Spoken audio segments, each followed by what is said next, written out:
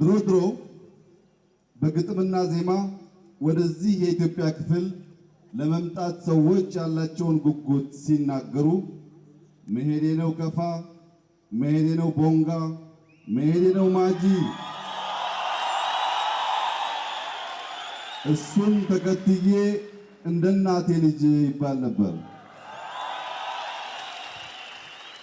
እንደ እናት ልጅ የሚታመን ልብ ያለው የዚህ ከባቢ ሕዝብ በዚህ ግጥም እንደተገለጠው ከማንም ኢትዮጵያዊ ወንድሞቹ ብቻ ሳይሆን ከተፈጥሮ ጋር ተስማምቶ ተዋዶ በሰላም መኖር የሚችል ሕዝብ በመሆኑ ይህ ግጥም ያን ሰው እንደሆነ እንጂ የሚበዛበት አይመስለኝም።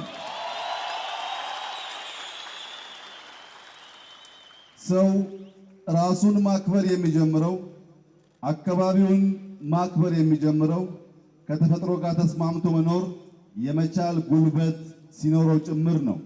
ይህ ከባቢ የተፈጥሮና ድንቅ ባህል መሰረት መሆኑ በእኛ በኢትዮጵያውያን ብቻ ሳይሆን ሁለት ባዮስፌሮች ባለቤት የሆነው ይህ ቀጠና ለዓለም ያስመሰከረው ነገር ቢኖር ከወንድሞቹ ከጎረቤቶቹ ብቻ ሳይሆን ከተፈጥሮ ጋር ተስማምቶ መኖር የሚችል ድንቅ ሕዝብ መሆኑም ጭምር ነው።